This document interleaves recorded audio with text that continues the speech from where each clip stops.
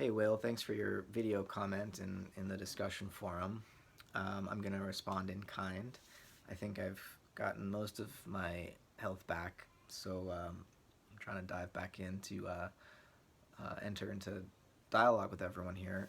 Thanks for your clear articulation of part of what Schelling is up to in his philosophy of mythology. He is certainly trying to say that um, the mythological process, as it unfolds within human consciousness, emerges out of nature, the evolutionary process of cosmogenesis, if you will.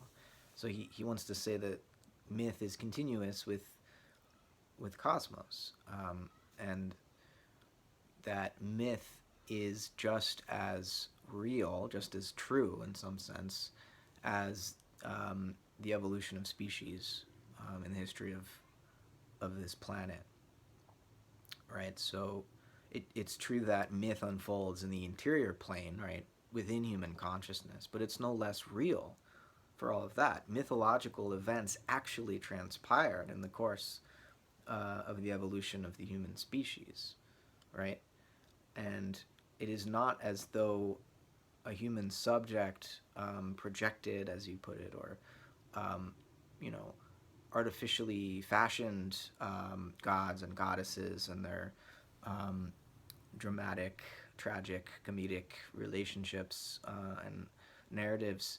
Rather, Schelling will argue these myths created the human subject. We are an expression of the myths. Myth is not an expression of our own subjectivity or of the desire for a few powerful priests to gain control over the masses, right, by inventing a religion that would keep them quiet and afraid.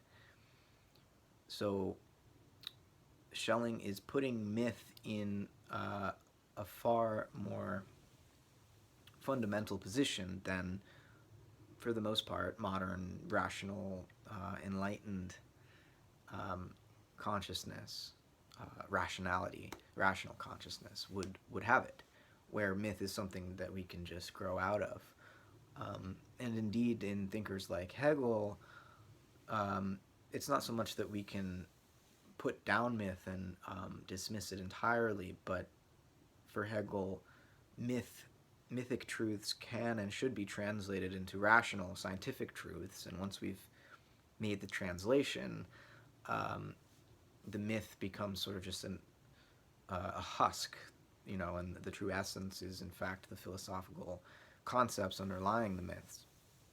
Schelling is saying that no, there's something different about myth, um, and what's different about it is that while you could describe it as a kind of thinking, or say it has a kind of logic, this is only a metaphor or an analogy, because there's something about a myth that makes it um, unprethinkable, to use Schelling's term. You can't derive a priori truths about myths. You can only understand them in retrospect, right? A posteriori.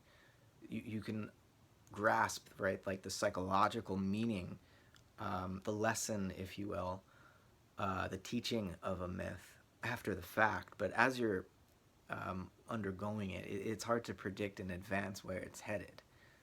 Um, so there's something uh, amazing and wonderful, Schelling would claim, about the structure and the process of myth that can't be captured by reason. And so this is why it's weird that he would want to turn a philosophical eye to myth, because typically philosophy deals with the rational, and Schelling is saying, well, philosophy has something to learn from myth, actually, because there is a certain truth to myth. Um,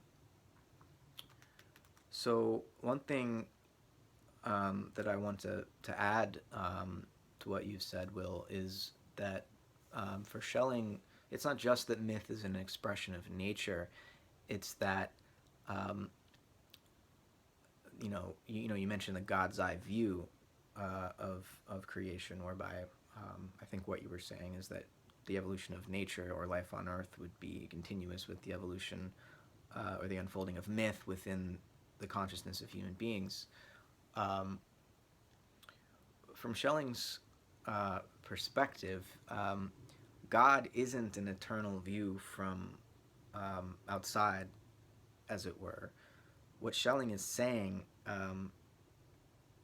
is that God is bound up in time, and that the mythological process, which unfolds in human consciousness, is God's becoming, God's gradual birth into the realm of concrete manifestation, physical, actual, perhaps even biological, organic existence. So there's a sort of, you could think of this in three stages for Schelling, where originally you've got this process of physical and then biological evolution, and then psychological evolution, which unfolds via the mythological process. And then this is where Schelling's Christianity comes in, right? The mythological process ends when Christ incarnates, and for Schelling, Christianity is the beginning of history. So myth ends, history begins, or at least the Christ event represents the integration of the mythic and the historical, the symbolic and the real, you could also say. And from that point forward, at least in a formal sense, human self-consciousness, the human has become conscious of itself, I should say, as the divine. And this is sort of getting into that paradox where if Christians say that Christ has returned and redeemed us of all of our sins, well, why aren't we yet living in a sort of heaven on earth?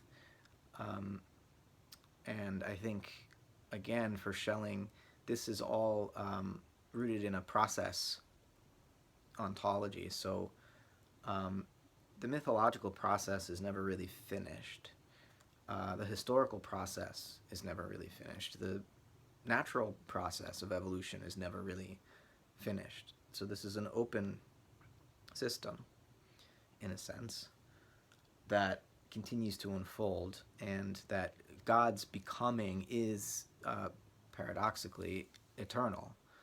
So, Schelling is trying to put everything into motion in a way that doesn't deny its eternality, but that brings more life and freedom into what could otherwise remain a merely conceptual, logical kind of eternity, right?